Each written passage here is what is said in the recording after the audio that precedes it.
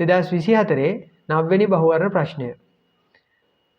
කාබනික සංයෝග අපිට 6ක් දීලා තියෙනවා. සාපේක්ෂ අණුක ස්කන්ධ ලබා දීලා තියෙනවා.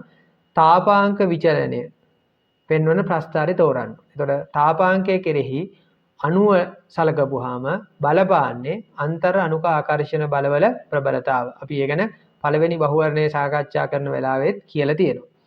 එතකොට ඉස්සෙල්ලාම අපි කරන්න ඕනේ මේ දීලා තියෙන සංයෝගවල වර්ගය අඳුර ගන්න ඕනේ. එතකොට අපිට පැහැදිලි A කියන්නේ හයිඩ්‍රෝ කාබනයක් නිර්ද්‍රවීයයි.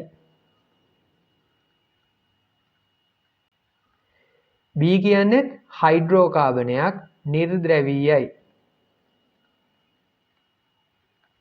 එතකොට C මේ ක්‍රියාකාරී කාණ්ඩය මොකද්ද? A ඇල්ඩිහයිඩ කාණ්ඩය. එතකොට ඇල්ඩිහයිඩ ද්‍රවීයයි. එතකොට මේ D මේ කාණ්ඩය මොකද්ද? ඇල්කොහොල කාණ්ඩය. එතකොට D ඇල්කොහොලයක්. E ඇල්කොහොලයක්. F ඇල්කොහොලයක්.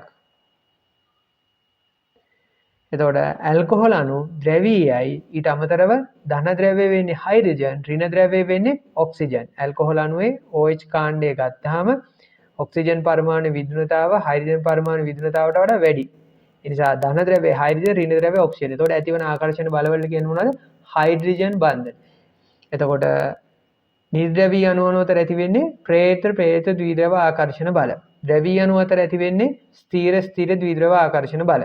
එතකොට ද්‍රවී අණු අතර ඇති වන ස්ථීර ද්විද්‍රව ආකර්ෂණ බල විශේෂ අවස්ථාවක් තමයි හයිඩ්‍රජන් බන්ධනය. ඒතර හයිඩ්‍රජන් බන්ධනය තමයි ප්‍රබලම. ඊළඟට ස්ථීර ද්විද්‍රව ආකර්ෂණ බල හයිඩ්‍රජන් බන්ධනය ඇරුණාම ඊට පස්සේ ප්‍රේත ද්විද්‍රව ආකර්ෂණ බල. ඒ විදිහට තමයි ආකර්ෂණ බලවල ප්‍රබලතාව තීරණය. ඒතර අපිට පැහැදිලි දුර්වලම ආකර්ෂණ බල තියෙන්නේ A සහ B ට.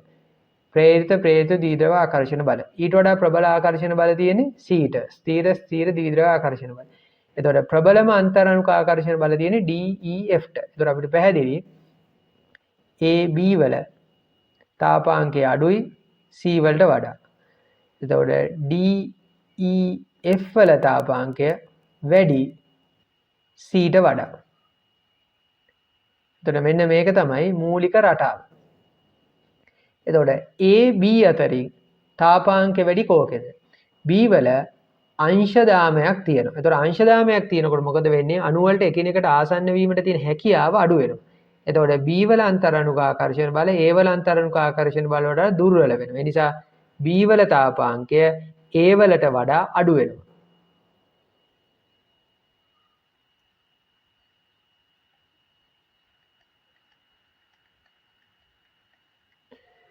එතකොට D E F ගන්නකොට D සහ E වලට වඩා F වල අණුවක ස්කන්ධය වැඩි. ඒතර අණුවක ස්කන්ධය වැඩි වුණාම වාෂ්ප කරන වෙලාවේදී ගුරුත්වයට එරෙහිව අණුව තල්ලු කරන්න සැපයුතු ශක්ති ප්‍රමාණය වැඩි වෙනවා. ඒතර D E F ගත්තාම ඒ අණු තුනෙන් තාපාංකය වැඩිම වෙන්නේ F වල. ඒතර අපිට ඉතිරි වෙන්නේ D E. ඒතර D සහ E ගත්තාම E වල අංශ දාමයක් තියෙනවා. එතකොට අණු වලට ආසන්න වෙන්න තියෙන හැකියාව අඩු වෙනවා. ඒ නිසා E වල තාපාංකය D වලට වඩා අඩු වෙනවා.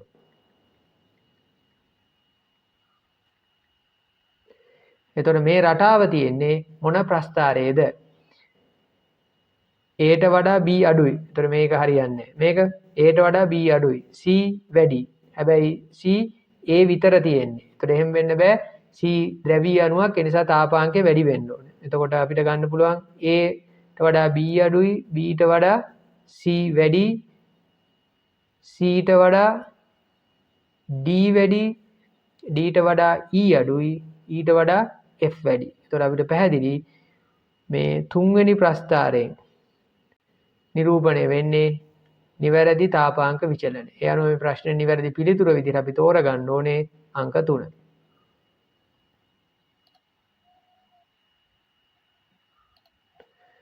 එතකොට මේ ප්‍රශ්නය සෑහෙන හොඳ ප්‍රශ්නයක්. මෙතකොට මේ වගේ ප්‍රශ්නයකට උත්තර ලියන වෙලාවේදී කල්පනාවෙන් උත්තර ලියන්න ඕනේ. දන්න સિદ્ધාන්ත බොහොම තාර්කිකව පාවිච්චි කරලයි මේ වගේ ප්‍රශ්නයකට පිළිතුර ලබා ගන්න පුළුවන් වෙන්නේ. ඒ නිසා මේ වගේ ප්‍රශ්න උසස් පෙළ විභාග වල ලැබෙන එක බොහොම හොඳයි. එතකොට දුවලා පුතාලත් කල්පනා කරලා බලන්න මේ විදිහට තර්කානුකූලවද පිළිතුර ලබා ගත්තේ. මේ විදිහට තර්කානුකූලවද පිළිතුර ගොඩ නැගුවේ කියලා.